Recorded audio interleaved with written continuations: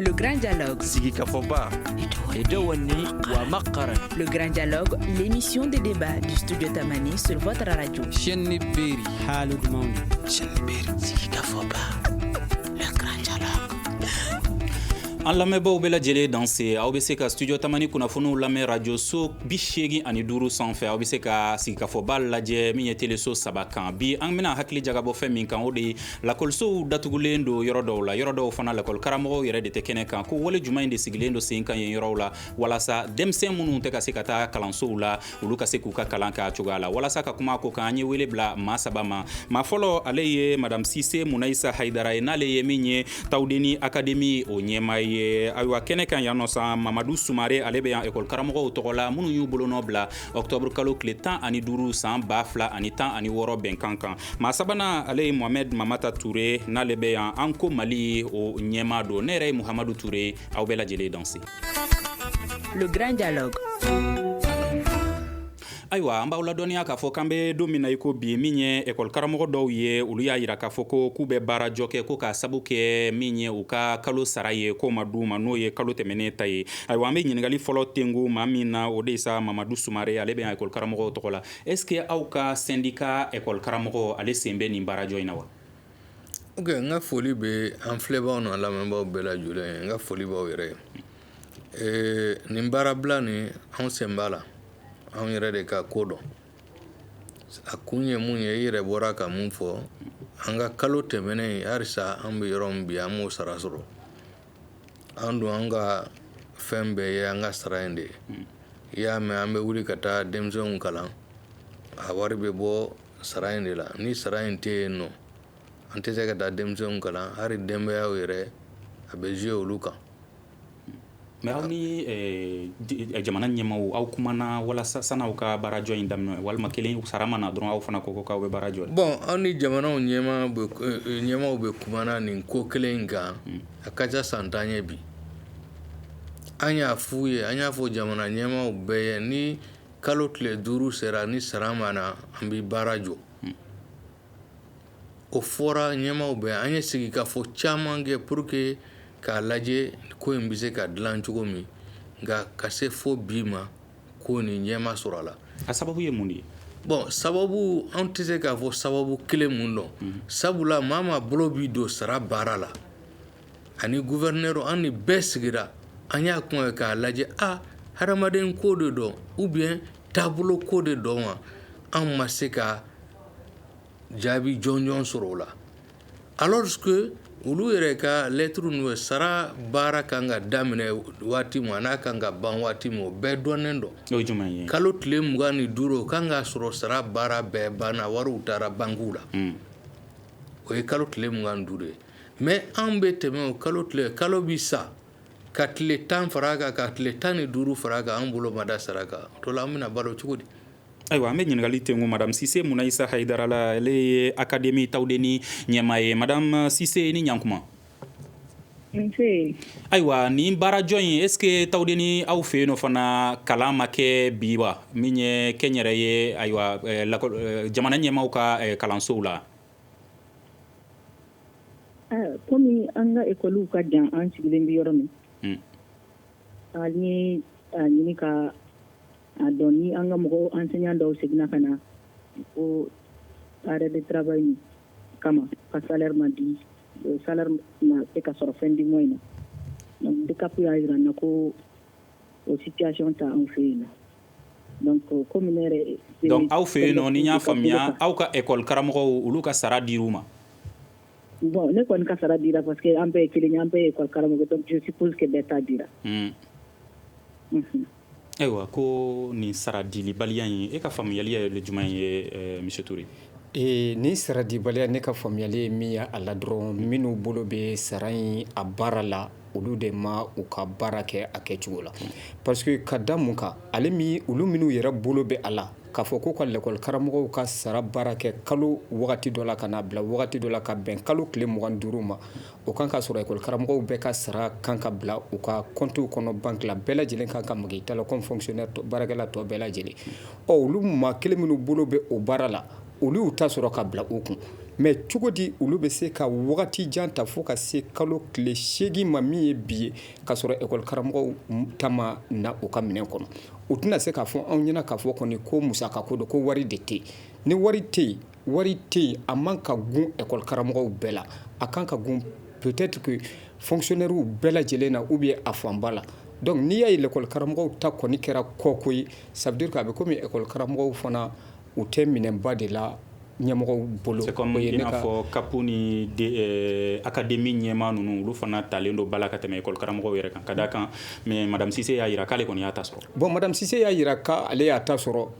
o ta sɔrɔ in min sɔrɔla madame Cissé fɛ i b'a sɔrɔ olu fana ta sɔrɔ ni a bɛ dépend u ka ɲɛmɔgɔw de la n'an k'u ka ɲɛmɔgɔ u ka gouverneur kelen bɛ ka sɔrɔ ka wuli ka jɔ kɛ pour que u ka bila u ka hakɛ kɔnɔ joona n'i ye Mopti région ta Mopti gouverneur a taalen a ye fɛn fɔlɔ min baara fɔlɔ min kɛ a y'a jira maa minnu bɛ ka école karamɔgɔw ka sarako ɲɛnabɔ ayiwa a y'aw jija école karamɔgɔw n tɛ fɛ n'u ka bila ɲɔgɔn na n tɛ fɛ n'u ka se ɲɔgɔn ma a y'u ka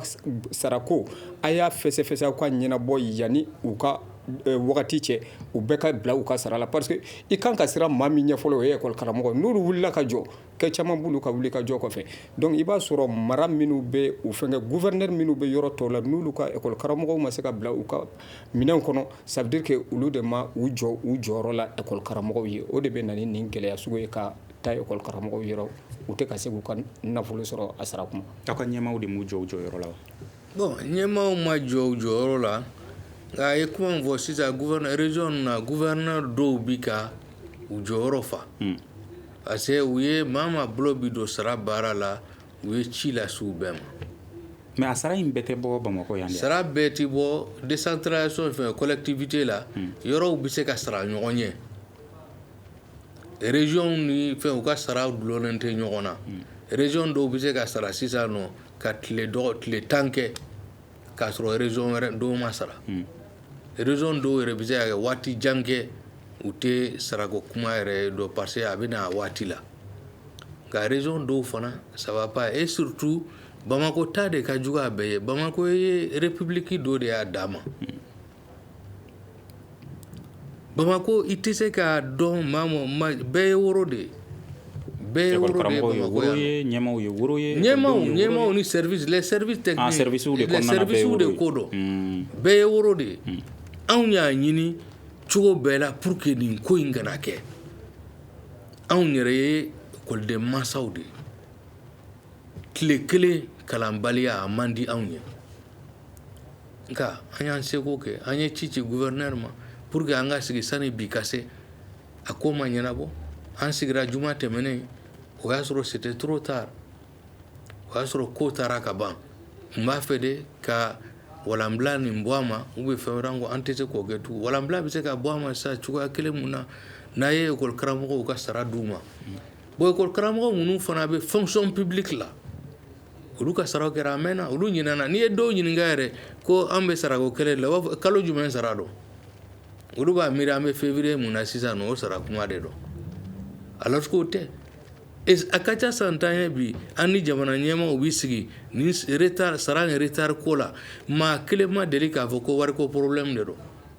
ko wari tɛ jamana kɛsi kɔnɔ o de y'a to an bɛ retard mɔgɔ si ma bon ni wari ko tɛ ɲinan wariko gɛlɛya fɔra transition ɲɛmaaw fɛ de k'a fɔ ko wariko gɛlɛya bɛ Mali la ko wariko gɛlɛya bɛ Mali la o m'o fɔ anw ye wariko gɛlɛya bɛ Mali la o gɛlɛya nin a bɛ na école karamɔgɔw dɔrɔn de kan quoi o ye collectivité école karamɔgɔw ye ne gɛlɛya bɛ a kan k'a ye jamanadenw bɛɛ de kan fonctionnaire tɔw bɛɛ sarala o baarakɛla tɔw bɛɛ sarala o wariko gɛlɛya in fana i t'a ye yɔrɔ si taabolo la k'a fɔ wariko gɛlɛya b'a nin ko jɔlen bɛ nin ko fɛnɛ bɛ nka o bɛ ye anw ka sarako de la wariko gɛlɛya in bɛ ye anw ka sarako de la dɔrɔn mais anw ye sigi ka fɔ fɛn fɛn kɛ service kelen ma deli k'a fɔ jamana ɲɛmaaw ma deli k'a fɔ anw ye k'a fɔ vraiment wariko de tɛ yen an k'a lajɛ aw yɛrɛ tun ye sigikafɔw kɛ ka bɛn ko dɔ kan salon mankanba minnu kɛra mɔgɔw yɛrɛ tun hakili la k'a fɔ ko nin ye école karamɔgɔw kɔni ka baarajɔ ko nin y'a bannen ko ɲinan san kalan bɛna kɛ a taabolo ɲuman kan mais ni nin y'a daminɛ cogo yɛrɛ est ce que siranko t'a la bon siranko b'a la o kun ye anw yɛrɛ hakilina ye salon wulikajɔw ani nin u tɛ kelen ye o ye laɲini dɔw ye o ko banna anw yɛrɛ ɲɛna kɔlɔlɔ caman donna jamana kalanko la awre bana ko nana dola kana école là le 25 o de hukumu konnana pour que sarako karana dola kalanga jo anye an la jona ka a ɲini ka ɲɛmɔgɔ ye Bamako gouverneur ye fɔlɔ région caman na ni gouverneur ye ɲɔgɔn gouverneur ka responsabilité ta nka an ma se ka gouverneur ye le 17 décembre an ye lettre Bamako gouverneur 17 décembre an ye sɛbɛnfura bila ka da k'a fɔ an bɛ fɛ an ka ɲɔgɔn ye an ni mɔgɔ minnu bolo bi sarako baara la an ka ɲɔgɔn ye an b'aw ladɔnniya k'an ye jamana ɲɛmaaw minnu ka baara ɲɛsinnen don kalanko ma ministre so an ye wele bila u ma nka u ma se ka yan lasɔrɔ donc olu u m'an wele u m'an jaabi o la an ko nin ko bɛɛ kɛra an ma jaabi nka an k'a lajɛ an k'u hakili lajigi le 2 tɛmɛnen in na le 2 février février kalo tile fila an ye lettre kɛ k'a bila ka taa an ko sani le 5 ka se peut-être n'u y'an wele an b'a lajɛ ka solution ɲini ɲɔgɔn fɛ saraw ka kɛ sani kalo tile 5 ka se an ma jaabi juma don midi tɛmɛnen waati gouverneur ye ne wele a ko k'a bɛ fɛ an ka ɲɔgɔn ye lagansara mana tɛmɛ n ko problème t'a la n ye syndicat tɔw bɛɛ wele an ye ɲɔgɔn sɔrɔ yen nɔ parce que a y'an wele mun na a y'a mɛn k'a fɔ baara jɔra kalanso dɔw la kabi juma dɔw kun u ko karamɔgɔ dɔw kun ye baara bila aw tɛ kan kelen fɔ non an bɛ kan kelen fɔ dɔw parce que u ye baara bila pourquoi se kun t'u ye ka taa école la yɛrɛ juma y'a sɔrɔ se tɛ dɔw ye ka taa école la yɛrɛ d'accord an bɛ kuma di tɔw ma a ye min fɔ an bɛ tila ka s'a ma yɔrɔ la sisan na madame Cissé ayiwa aw fɛ yen nɔ gɛlɛya wɛrɛw fana bɛ yen nɔ a fɔlen don k'a fɔ ko lakɔlisow datugulen don jamana kɔrɔnfɛla ani jamana camancɛ la ko yɔrɔ dɔw fana na école karamɔgɔw selen tɛ kɛnɛ kan yen nɔ aw fɛ yen nɔ Tawudeni mara la bi gɛlɛya jumɛnw de b'aw kan nin fɛn fila ninnu kan non gɛlɛya min b'an kan o ye école maître fanfɛla ye minnu ma sɔn ka taa u ka école la a si de ma taa wa walima kelen école karamɔgɔ dɔw bɛ yen nɔ dɔw ma sɔn ka taa dɔw bɛ yen nɔ sur place mɔgɔ 7 de ma taa aw b'u tabaliya dɔn pardon u taalen tɛ kun min na est ce que aw b'a dɔn bon kun jɔnjɔn ma fɔ a la f'u bɛ insécurité in de kɛ u ka argument ye tuma bɛɛ n'a fɔra k'u ka taa u b'a fɔ insécurité alors que population bɛ yen denmisɛnninw bɛ yen ONG ka activités bɛɛ bɛ ka mener terrain kan ye ni ONG y'u sollicité u bɛ taa mais n'a fɔra ko État ka baara de ye nin ye u b'a insécurité kɛ argument ye donc ni ONG dɔw y'u wele ka taa baara la o kɛnɛw kan u bɛ taa nka u tɛ sɔn ka taa kalan kɛ effectivement ni ONG de y'u sollicité u bɛ taa ɲininkali de don dɛ e de y'a fɔ sisan nin na est ce que i bɛ ka sɛbɛntiya k'a fɔ ko école karamɔgɔ dɔw bɛ yen nɔ olu ni ONG y'u wele baara la u bɛ taa kɛnɛ kan ka taa baara kɛ nka ni État y'u wele ko ka taa cours di la u tɛ ka sɔn o de ma u tɛ ka sɔn ne bɛ se k'o sɛbɛntiya voilà ne bɛ se k'o sɛbɛntiya ko dɔw bɛ sur le terrain u filɛ ka cours di u yɔrɔ ka jan Tombouctou la kojugu par exemple Arawan bɛ 370 km olu ka enseignants taara école dɔw filɛ nin ye à la porte de Tombouctou ils ont accès à tout réseau b'u bolo u téléphone connexion bɛ yen mais u tɛ ka sɔn ka taa donc an m'a faamuya o de kama an y'u wele ka ɲɛfɔli kɛ ka kumaw ka rencontre caman kɛ avant que école ka taa donc e bɛ fɛ k'a jira u bɛ lakana sabatibaliya ko min fɔ prétexte de don wa prétexte de don ne kɔni bolo parce que ne ɲɛ t'a la mun na u tɛ taa ne yɛrɛ muso ne min ye muso ye n'a fɔra ko insécurité bɛ yen kɔni muso ta ka bɔ a la ni cɛ yanfan ye ne taara ko Tawudeni ne kɔni b'a dɔn construction bɛrɛ tɛ yen nɔ an ka fɛn service daw ma jɔ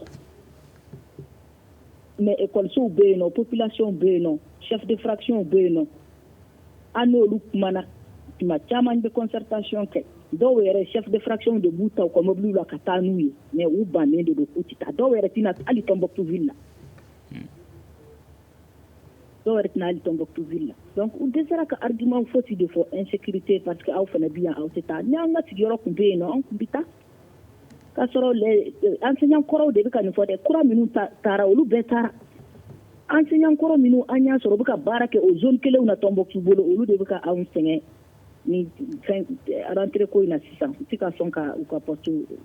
Mohamed Mamata mun faamuya nin ko in na ko école karamɔgɔ dɔw bɛ yen nɔ olu bannen don ka taa k'a fɔ ko lakana sabatilen tɛ o yɔrɔ ninnu na ko nka madame Cissé ka fɔ la ni ONG y'u wele baara la o yɔrɔ kelen ninnu na k'u bɛ tila ka taa fana. Ayiwa o école karamɔgɔw ka ko maa ka ɲininkali kɛ komi a y'a fɔ k'a fɔ ko école karamɔgɔ kɔrɔma minnu tun bɛ yen nɔ a ka ɲininkali kɛ n'a y'a sɔrɔ ko dɔ tɛ a fana ni maa bɔnbɔnci ninnu ni ɲɔgɔn cɛ yen nɔ n'u bɛ ka siran ka taa to yɔrɔ in na bon n'i y'a ye k'a fɔ madame y'a fɔ cogo min na ko u ni ONG bɛ baara kɛ peut-être que i b'a sɔrɔ sɔrɔda ka bon ONG kunda de ka tɛmɛ lakrɛ tali kan u fɛ donc maintenant ONG ninnu ka baara u sɔminen o la donc ka taa lakrɛ ta ka to kilasi kɔnɔ u yɛrɛ fɛ sisan nɔ maa bɛna bɔ ka na u minɛ ka taa n'u ye komi a bɛ deli ka kɛ ka kɔrɔ cogo min na an b'a ye k'a fɔ ko école karamɔgɔ dɔw b'u to kilasiw kɔnɔ maa bɔnbɔnci ninnu bɛ na ka cun u kan ka karamɔgɔw minɛ ka taa a dɔw bɛ taa u sara o masaw ma to o dɔn donc o de la n b'a fɔ ko tawudeni ta o ye exception de ye a ko la. mais ni sɔrɔda ko don o la munna u tɛ école karamɔgɔya in bila siɲɛ kelen o la ka baara kɛ ni o ONG ninnu ye ka d'a kan jeune caman fana bɛ yen nɔ sifinw minnu b'a jira k'a fɔ ko bi k'olu fana bɛ baara ɲini na hali ni école karamɔgɔya don hali ni u bɛ fɛ ka école karamɔgɔw de ye k'u t'a sɔrɔ. sɔrɔ ta yɔrɔ n y'a fɔ ka taa sira min fɛ parce que nata bɛ don ko la quoi n bɛ école karamɔgɔya ta bɛɛ b'o fɔ n'an ye fonctionnaire ye n bɛ baara kɛ jamana ye n taara o ma taa n ka sara bɛ di ma donc mais ONG ta o bɛ kɛ occasionnellement donc n'o u ye i wele ka na i bɛ se ka min sɔrɔ u ka mission kelen kɔnɔna na peut-être que i tɛ se k'o sɔrɔ hali sara la i ka baara kɔnɔna na donc a bɛ komi surugu ka sogo fila gɛn donc a bolo bɛ a fila bɛɛ la a si tɛ porokoto ka taa ka ale to donc olu ka karamɔgɔ ninnu olu ta ye o de ye donc u bɛ ko fɛn in fanfilama cɛ de sisan nɔ donc maintenant ɲɛmɔgɔ minnu bɛ yen nɔ comme tawudeni ka cas de ye nin ye an bɛ min dɔn u bɛ ka min fɔ n'o ye exception ye donc olu de bɛ se k'a lajɛ fura jumɛn bɛ sɔrɔ nin ko la fɛɛrɛ jumɛn kan ka tigɛ a la n'a y'a sɔrɔ karamɔgɔ minnu bɛ yen nɔ na ONG mɔgɔ ninnu ka baara de ka d'u ye u k'u labila u ka taa ONG u ka baara kɛ u ka maakura wɛrɛw ta ka bila u place la wali u ka ONG ka baara bila u k'u ɲɛsin u ka kalan kɔrɔ ma bon ni i bɔra tawudeni mara kɔnɔ ka jigin kɔrɔnfɛla yɔrɔ caman bɛ yen an b'a ye k'a fɔ dugu wulilen don duguladenw yɛrɛ tɛ dugu kɔnɔ kuma tɛ k'a fɔ ko ekɔliso walima karamɔgɔ ka se ka taa kalan kɛ n'i nana Moti région mara kɔnɔna na o kelen don n'i taara Segu fan dɔ fana fɛ o kelen don n'a fɔra k'a fɔ ko Segu ba kɔfɛla la yira ko ekɔliso dɔw datugulen don kabini san 2019 o bɛ yen nɔ a mɛnna kosɛbɛ yɛrɛ de hali Masina fanfɛla na n'i taara olu ka ba kɔfɛla Sule ni a dafɛla ninnu caman b'a la i b'a sɔrɔ k'a fɔ ko donso ninnu ni kungokɔnɔmɔgɔ ninnu djihadiste ninnu bɛ ɲɔgɔn na fan minnu fɛ a yɔrɔ caman bɛ yen maa si tɛ risque ta k'i den bila ka taa wali école karamɔgɔ yɛrɛ ka taa k'a fɔ k'ale bɛ taa denmisɛnninw lakala i b'a dɔn fɛn dɔ bɛ yen ɲɛmaa minnu bɛ yen nɔ n'u olu de ye l'école karamɔgɔ wali baarakɛla dɔw ka ɲɛmaaw ye u b'u to Bamakɔ wali k'u to Segu duguba kɔnɔ wali Mopti ou bien Tombouctou dugubaw kɔnɔna na u b'a fɔ k'u bɛ dugumamɔgɔw de bila ko ka taa yɔrɔw la mais u b'u bila ka taa yɔrɔ min na u kan ka disposition dɔ ta fɔlɔ yanni u ka ninnu bila ka taa o disposition ye mun ye lakana ka sabati maaw n'u bolo laminɛw u ka se ka lakana an ka finitigilakaw fɛ n'a fɔra finitigilaka tɛ a yɔrɔ la a ka fɔ k'a fɔ min ye administration yɛrɛ ye olu si tɛ yen nɔ a ka kɛ k'a fɔ ko justice ani n t'a dɔn service de base quoi. mais tawudeni ka k'a la par exemple madame Cissé yɛrɛ ye académie ɲɛmaa ye ale bɛ kɛnɛ kan.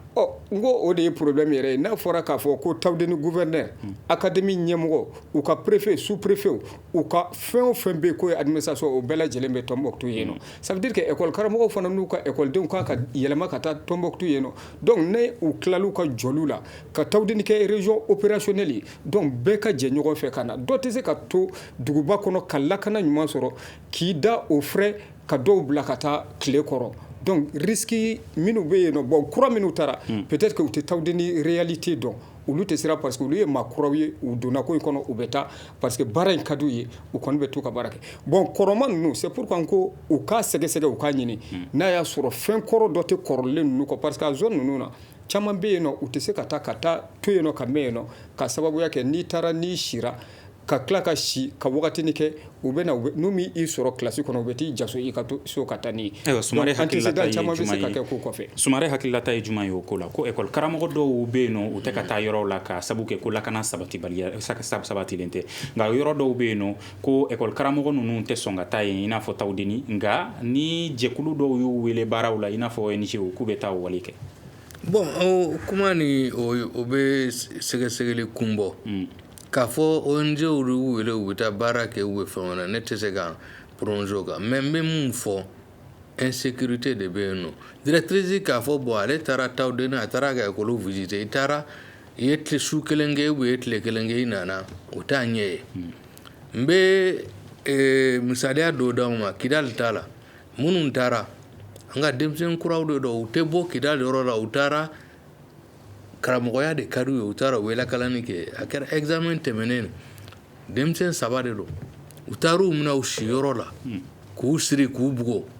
u bɛ ɲini k'u ka ordinateur n'u ka finiw k'a bɛɛ minɛ u na o kɛra Kidali dugu yɛrɛ yɛrɛ kɔnɔ o n'a fɔra e ka taa Kidali arrondissement dɔ kɔnɔ ou bien fɛn wɛrɛ ka o karamɔgɔw bila ka taa école so ɲɛma foyi tɛ yen nɔ i b'a sɔrɔ directeur d'académie DCAP foyi tɛ yen nɔ e ka taa yɔrɔ la tile kelen ka segin o bɛ se ka fɔ mais ni sira yen nɔ souvent a bɛ se ka kɛ hali autochtone i taara minnu sɔrɔ yen nɔ n'u t'a fɛ kalan ka kɛ ou bien fɛn wɛrɛ o bɛ se ka bingani wale don lawuli ka ɲɛsin ma bon o bɛɛ de y'a yɔrɔ ye nin bɛɛ ye mun ye État k'a ka responsabilité a ka sécurité assurée ni sécurité assurée don nin kuma si tɛ fɔ n'i ye an bɛ nin fɔ sécurité de tɛ yen sécurité t'a yɔrɔ ninnu si la minnu fana bɛ ka communiquer kɛ école karamɔgɔw bolila de u bɛ ninnu ɲini ou bien fɛn wɛrɛ olu tɛ se ka école karamɔgɔ foyi sécuriser u tɛ se k'a fɔ mɔgɔ si ye u b'a fɔ chef de tribu ninnu ni fɛn ninnu olu yɛrɛ sécuriser len tɛ. Donc wele da minnu kɛlen don communiquer u fɛ k'a fɔ école karamɔgɔw ka t'u ka baarakɛ yɔrɔw la n'o ma kɛ ko ɲagili bɛ da u kan o tɛna to ni école karamɔgɔw bɛ taa yen kɛnɛ kan. o tɛ se ka n'i ka diɲɛlatigɛ menacelen do i ɲɛ bɛ saya la i tɛna t'i yɛrɛ di saya ma dɛ i tɛna t'i yɛrɛ di saya ma dɛ u kana dan menace ma tant que saya insécurité nin bɛ yen nɔ anw tɛna fɔ école karamɔgɔ ye ka taa u bɛ jouer en conscience n'o anw ye mun bila ka taa n'i sara u bɛ jouer en conscience kan gouvernement yɛrɛ y'a fɔ anw ye olu tɛ école karamɔgɔ bila ka taa yɔrɔ si sécurité tɛ yɔrɔ min n'i y'a ye denmisɛnw bɛ ka baara ɲini baara ko gɛlɛya in na u ye baara ɲini ka taa fɔ Kidali ka taa u ka tila ka boli ka na u bɛ fɛn wɛrɛ gansan tɛ dɛ. Ayiwa madame Cissé ye min fɔ n'i y'a sɔrɔ o ye fɛn ye min bɛ ka kɛ ko école karamɔgɔ dɔw bɛ yen u bannen don ka taa écolesow la ko nka ni ONG y'u wele k'u bɛ t'o baara kɛ n'i y'a sɔrɔ a bɛ ka kɛ ten nɔ e ka faamuyali ye jumɛn ye o ko la est-ce que o ye ko bɛnta ye wa. o tɛ n'a o bɛ ka kɛ o tɛ ko bɛnta ye a bɛ fɔ e ka taa baara kɛ yɔrɔ min e b'i ba ko insécurité bɛ yen nɔ mais mɔgɔ wɛrɛ bɛ e wele ka wari b'a d'i ma i bɛ t'o la mais madame c'est pour que u ka se ka ɲangiri ko la u ka preuve nati fɔlɔ an ye karisa ye a ye baara kɛ nin waati la ONG la ani ONG bɛ baara la Arawan ou bien u bɛ taa alors que a kan ka lakalani kɛ yen nɔ a tɛ ka taa a ka kalanso la nka a bɛ baara wɛrɛ la yen o dugu kɔnɔ n'o o preuve nana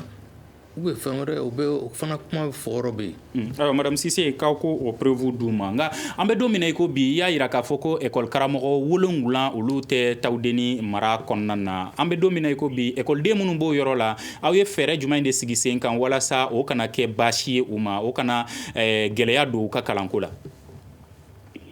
Voilà, donc école 7 ye second cycle ye. Donc second cycle enseignant fila de bɛ yen nɔ olu bɛ ka occuper denmisɛnninw na fɔlɔ donc matière dɔw de bɛ yen nɔ u tɛ ka se ka olu dispenser denmisɛnninw kunna maintenant sisan 5 min tora olu ye premier cycle de ye donc an sera ka fɛɛrɛ min sɔrɔ c'est avec les volontaires donc volontaires ninnu an kun kan k'u bila ka taa école kura minnu na. Donc an y'u tila pour que denmisɛnninw ka ca yɔrɔ min ka se ka cours dɔ dispenser en attendant que UNICEF fana bɛ na n'a ka appui ye an bɛ ka UNICEF ka appui de kɔnɔ donc UNICEF bɛ na an appuyer ni 7 volontaires ye donc an bɛ se k'an occuper ni école 7 in na le temps que situation bɛ décanter enseignants bɛ segin u ka poste la. Donc o kɔrɔ ye tawudeni écoledenw bɛɛ u bɛɛ lajɛlen bɛ ka se ka taa école la k'u ka kalan kɛ. Problème fosi tɛ tawudeni niveau la écoledenw ka taali ko la problème min tun bɛ yen nɔ yɔrɔ dɔw bɛ yen nɔ siti ka jan denmisɛnninw bɛ taa cours ta yɔrɔ min o siti ka jan ni denmisɛnninw ka logement yɔrɔ ye donc an ka partenaire dɔw bɛ yen nɔ olu kan appuyer alimentation scolaire la pour que denmisɛnninw ka se ka tile école la après midi la u ka taa so siɲɛ kelen donc école bɛɛ ma taa fɔlɔ parce que tawdeni structure dɔw bɛ olu ma sigi fɔlɔ donc an sera ka école damadɔ minnu ta an bɛ ko olu accompagner ni alimentation scolaire ye pour que olu ka se ka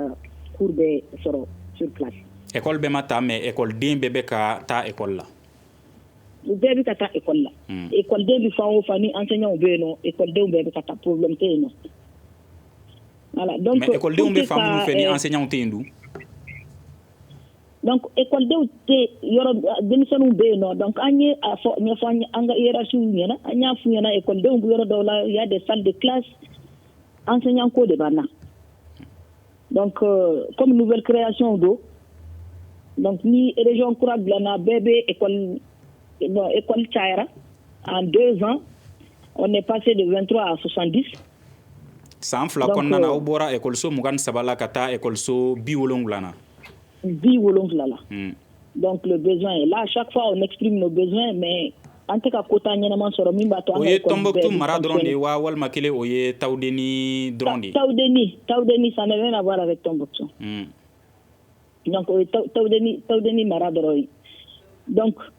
au hukumu de la ne y'a fɔ an ye partenaires lajɛ donc an sera ka min sɔrɔ partenaires da o ye pour le moment 16. Donc sur les 16 10 sera kata donc même les 10 amase ka ubla kata nouvelle création la ka sɔrɔ mɔgɔ minnu ye cours daminɛ c'est-à-dire cours bɛ ka di la yɔrɔ kɔrɔ min na olu ka cours jɔlen don parce que olu ka enseignant ma taa fɔlɔ. An bɛ segin ka na o kuma kan sisan na mais an bɛ kuma di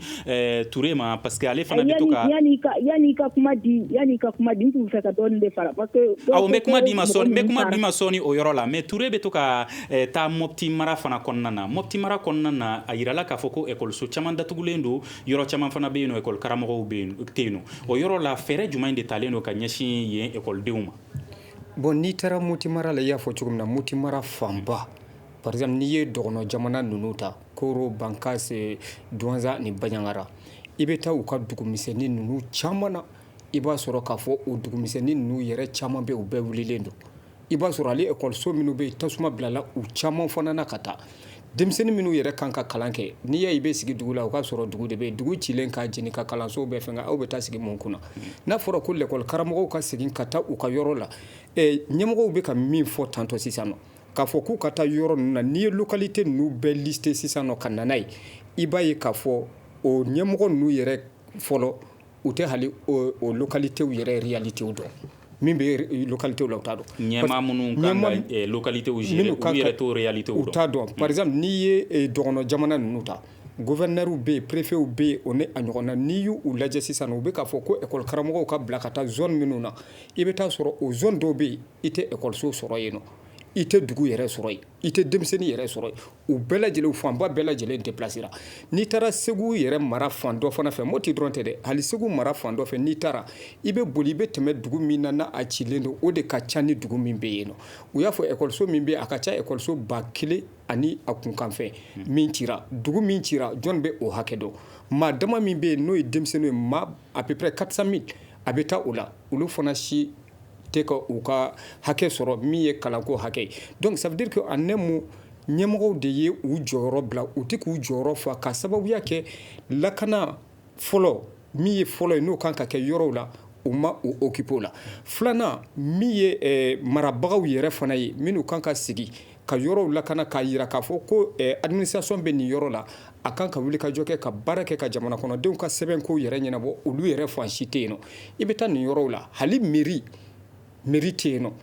foyi tɛ yen a dugu dɔw bɛ yen i bɛ taa sɔrɔ madame filɛ nin ye Tombouctou ale bɛ Tawudeni de kunna sisan i bɛ taa sɔrɔ maire dɔw bɛ yen nɔ u bɛ kɛ dugu dɔ kɔnɔ mais i bɛ t'u sɔrɔ u bɛ duguba de kɔnɔna na donc u bɛ bɔ u ka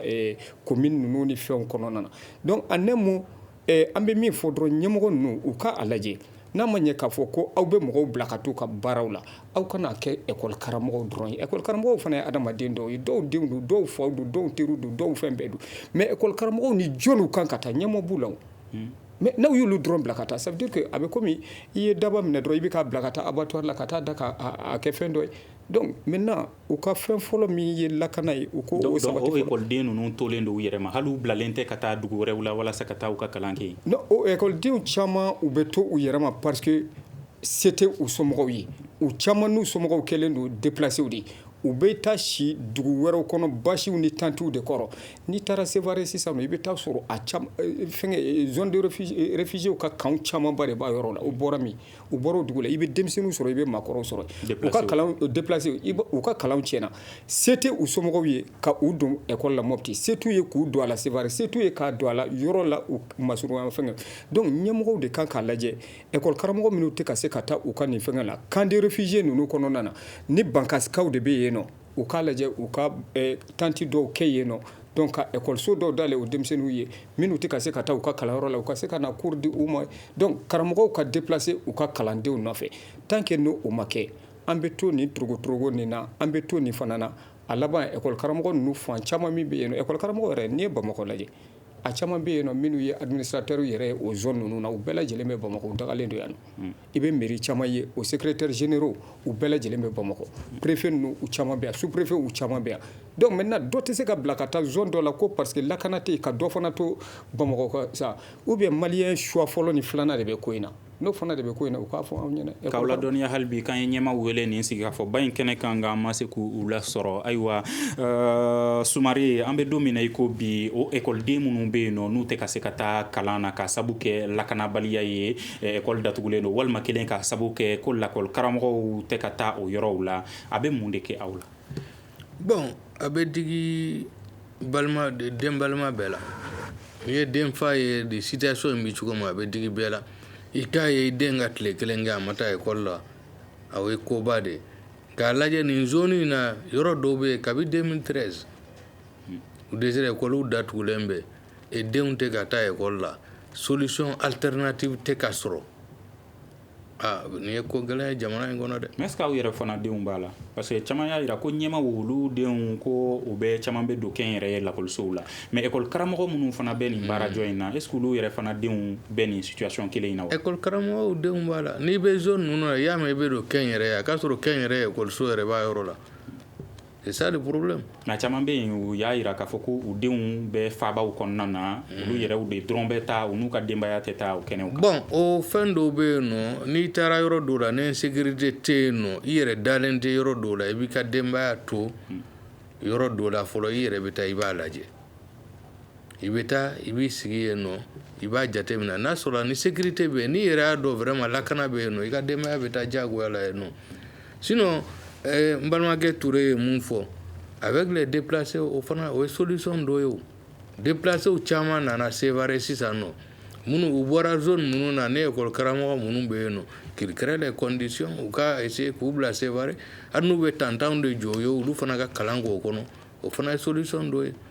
sinon san 7 san 8 bi an bɛ nin problème kɔnɔ denmisɛn bayirika caman de bɛ kana o yɛrɛ de bɛ ka insécurité yɛrɛ bonya ka taa fɛ ni kalan tɛ yen nɔ ekɔlidenw tabaliya ekɔlisow la ekɔlidenw tabaliya ekɔliso la o yɛrɛ insécurité ba de cogo di insécurité ba de don n'i y'a ye djihadistes bɛ na de u bɛ mɔgɔw recruter u bɛ fɛn kɛ e tɛ taa kalanyɔrɔ la se tɛ e ye i t'a dɔn i bɛ camp de réfugiés la n'i ye fɛn sɔrɔ mun bɛ se i bɛ taa dɔɔnin sɔrɔ yɔrɔ min si ma i bɛ taa yen dɛ. est-ce que a ko dabɔkun de y'o ye a dabɔkun t'o ye ayi lakɔli jihadisikɛla ninnu a bɛ fɔ maa minnu ye ko jihadisiw don k'u bɛ ka lakɔlisow datugu est-ce que u bɛ k'a datugu o de fana kama. bon n tɛ se k'a fɔ u b'a datugu o kama nka a datuguli bɛ nafa dɔ jan olu ye sabula a b'u ka mɔgɔ recruter u bɛ mɔgɔ minnu ta ka taa n'u ye u bɛ fɛn wɛrɛ a b'o caya u bolo u bɛ mɔgɔw sɔrɔ u ye sinon ni bɛɛ bɛ kalan na bɛɛ dahirimɛ b'i bolo u bɛ fɛn wɛrɛ ni insécurité in kun tɛ na. ayiwa an bɛ kuma di madame Cissé ma ale tun bɛ fɛ k'a da don o yɔrɔ dɔ la ni n kun ye kuma min na a la o yɔrɔ la ka di ayiwa Mamata Ture ma Mohamed Mamata Ture ma kuma b'i bolo madame Cissé. voilà donc n kun bɛ fɛ ka min fɔ a ko an ɲɛmɔgɔ kura minnu bila ka taa peut-être olu tɛ yɔrɔ dɔ o de kama u taara donc ne bɛ fɛ k'a fɔ an ɲɛna an ka mɔgɔ ninnu bɛɛ bɛ terrain dɔn parce que u bɛɛ bɛ bɔ ni min tɛ bɔ tɔw de ni o bɛ bɔ tɔn bɔ tu donc aka école karamɔgɔ olu ma bɔ jamana fan wɛrɛw fɛ u bɛ bɔ Tombouctou mara walima Tawdeni yɛrɛ de u ma bɔ jamana fan wɛrɛ avant que recrutement ni fɛn bɛɛ ka kɛ a fɔra u ɲɛna clairement tu vas à 70 ou bien à 300 et quelques kilomètres de Tombouctou u bɛ yɔrɔw dɔn ils ont adhéré à ça u taara an tɛ se ka mɔgɔ si obligé i ka taa yɔrɔ ninnu na ka sɔrɔ an m'a ɲɛf'i ɲɛna ka ɲɛ i tɛna to dugu kɔnɔ dɛ i kan ka taa yɔrɔ min a yɔrɔ filɛ nin ye donc tu vas être privé de télé tɛna kɛ yen nɔ nin tɛna kɛ yen nɔ i ta kun ye nin de ye aw b'o bɛɛ f'u ye donc an b'o bɛɛ f'u ɲɛna donc o hukumu de la u taara an tɛ mɔgɔ yɛrɛ bila ka taa min ti terrain dɔn parce que a tɛ se ka fɔ k'i bɛ Tombouctou dɔn i ti Tawdeni dɔn c'est les mêmes réalités. La seule différence est que Tawdeni structure ma jɔ fɔlɔ hali n'a jɔra sini n'a fɔra ko anw ka taa an bɛ taa hali n'an taara enseignant ninnu n'a fɔra ko dɔw ka taa u ti taa n'u ti fɛ c'est que on peut dire u ka talibaliya in kɔnɔna na u ka sara bɛ continuer ka d'u ma ça y est u bɛ sara minɛ o t'u déranger u bɛ sara minɛ o kɔni t'u déranger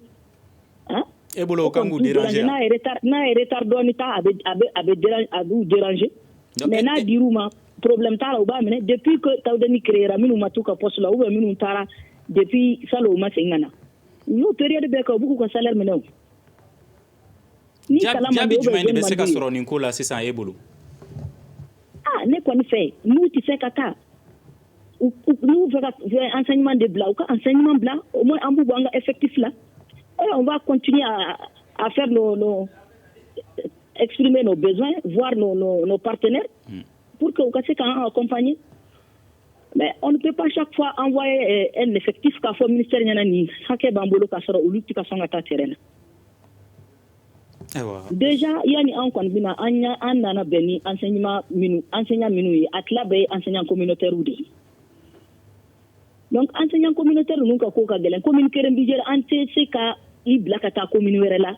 i ka prise en charge a cogoya bɛna gɛlɛya structure bɛɛ ma jɔ Tawdeni maire tɛ yen nɔ collectivité ko il y a que le collège transitoire donc commune si an tɛ se ka commune si ka enseignant na bolo k'a fɔ k'an bɛ taa di nin commune wɛrɛ ma donc an y'olu yɛrɛ lasigi ka difficulté ɲɛf'u ɲɛna pour qu'ils continuent à bénéficier de la subvention de l'État donc vous partez sur le terrain ou bien on vous remplace donc dɔw jɛra n'a ye olu taara donc communauté bɛ se k'u dɛmɛ cogo min u bɛ k'u dɛmɛ ten ils continuent aussi à percevoir la subvention de l'État. Voilà donc ne tun bɛ fɛ ka précision min d'a ma bɛ se ka kɛ mun de ye denmisɛnw ka nafa hukumu kɔnɔna na. Bon nin ko in jaabi ɲuman bɛ se ka kɛ min ye madame bɔra ka kuma sisan ko in solution bɛ olu yɛrɛ de bolo olu man k'u sigi tuguni k'a fɔ k'olu bɛ enseignant wele ou bien ka kuma n'u ye fɛn mun don e bɛ fɛn mun na i taara a kama i bɛ bila ka taa yɔrɔ min na i yɛrɛ b'a dɔn i y'i ban ka taa kalan kɛ denmisɛnninw kun mais na ONG y'i wele i bɛ taa olu ka baara la ça veut dire que enseignement in de man di ne fɛ u man ka munumunu nin ko in da fɛ an hakilila sɛbɛn de bɛ yen nɔ école karamɔgɔ ninnu taara sɛbɛn min sira fɛ a bɛ yira sɛbɛn dɔw fana kɔnɔ k'a fɔ n'i ye nin wagati kɛ k'a sɔrɔ i tɛ ka t'i ka baara kɛ a kɛcogo la donc n'i kan ka labila ka bɔ baara la ka maa wɛrɛ ta i nɔ fana na o fana an hakilila o sɛbɛn kan ka sɔrɔ sinon olu bɛ ka nin fɛn fɛn kɛ olu bɛ ka muru mɛn basiw kan na n'i y'a ye denmisɛnninw tɛ ka taa kalan na enseignants nɔ tɛ dɛ olu minnu ye ɲɛmɔgɔ ye olu de nɔ don parce que n'olu kun jɔra u jɔyɔrɔ la ka enseignant ninnu bila u ka minɛn kɔnɔ ka yira k'a fɔ sariya sɛbɛn dɔ de bɛ yen o de bɛ nin fɛngɛ in bi aw kan bi y'a to u taara n'u ma taa fana u b'a yira sariya sɛbɛn min filɛ nin donc min ɲinina an fɛ o tɛ anw arranger an bɛ bɔ an bɛ to ONG mɔgɔw mana jɔ an na tile 2 tile 3 an bɛ taa munumunu na u nɔfɛ c'est très simple donc i ma nin de administration problème de ye nin a bɛ fɔ k'a fɔ ko administration na ko sanction tɛ yen donc min ma n'i diya i b'o de kɛ i tɛ se ka gɛn i tɛ se ka foyi donc maintenant il faut que sanction in de ka na administration in kɔnɔna na o sanction bɛ se ka kɛ jɔn fɛ a bɛ kɛ madame de fɛ a n'a ka gouverneur ani minnu da bɛ a ko la kalanko in na Tawdeni zone na tant que olu bɛ sigi ninnu bɛ k'u ka sara ta solution tɛ sɔrɔ a la denmisɛnninw bɛ tɔɲɔ u bɛ b'u ka hakɛ kɔnɔna na olu yɛrɛ kɔni b'u ta kɛ kuma ye anw fana tɛ se ka a faamuya k'a fɔ ko ɲɛmɔgɔ bɛ yen nɔ min jɔlen tɛ don a jɔyɔrɔ la donc an b'a fɔ olu de don dɔrɔn sinon enseignant ninnu ka se nin yɔrɔ bɛɛ la ne tɛ jigin u la bilen quoi à travers ce que madame vient de dire ne tɛ jigin enseignant na ne bɛ jigin ɲɛmɔgɔw de la sisan nɔ quoi donc sariya e bolo sariya batubaliya bɛ ka na ni nin gɛlɛya dɔw ye sariya batubaliya bɛ ka na ni nin gɛlɛya ye o de la tuma caman n'i ye a ta k'a lajɛ fana an b'a fɔ ko c'est le social qui tue la loi jamana in kɔnɔ n'i ko k'i bɛ fɛn fɛn kɛ ka sariya de bato a ko la u bɛ na ala kama dɛ sabali dɛ an ka kɛ adamadenya sira fɛ adamadenya in kan ka bila wagati dɔ la fɛn dɔ bɛ ka kɛ adamadenya la mais nin bɛ ka jouer denmisɛnnin minnu bɛ école la u ka sini ɲɛsigi kan ninnu n'u ma se ka garijɛgɛ sɔrɔ ka kalan kɛ san joli kalan labilalen don wagati joli u tɛ ka taa sini ninnu bɛna kɛ mun ye donc a bɛ fɔ k'a fɔ ko n'i bɛ fɛ ka jamana ci i bɛ fɛ ka jamana bɔ jamanaya la ka jamana fagun ka jamana kɔnɔdenw bɔ da yɛrɛ la i bɛ mun kɛ i tɛ marifa ta i tɛ mugu ta donc i bɛ min kɛ dɔrɔn i bɛ sin ka kalan de tiɲɛ n'a kalan tiɲɛna o ye jamana cilen donc an bɛ o sira de fɛ donc n bɛ min fɔ madame ye ale min ye u ka école karamɔgɔw ka ɲɛmɔgɔ ye Tawudeni a ka wuli ka jɔ kɛ ka se ɲɛmɔgɔw ma min ye n'a y'a sɔrɔ Tawudeni gouverneur ou bien a administration na maa min kan ka wuli ka jɔ kɛ ka s'u ma a ka s'u ma u ka école maître ninnu fɛngɛ n'u tɛ se ka baara kɛ u k'u bila u k'u remplacer c'est très simple. ayiwa ko dɔ bɛ ɲala dɔ bɛ ɲa cɛlakaw fana na ko dɔ bɛ lakɔli karamɔgɔw yɛrɛ fana na Sumare e ko cogo di o ko la. bon a ye kuma mun fɔ jamana kɔnɔ n'i y'a ye an b'a fɔ nin ko tiɲɛna sariya labatobaliya b'a la fɛn bɛɛ bɛ sigi hukumu dɔ de kɔnɔna na n'o ma se madame da sera yɔrɔ dɔ n kun hakili ma ko enseignant communautaire de don ko subvention bɛ d'u ma mais u t'a fɔ joli bɛ d'u ma état b'u subventionné joli n'i taara o bila 5000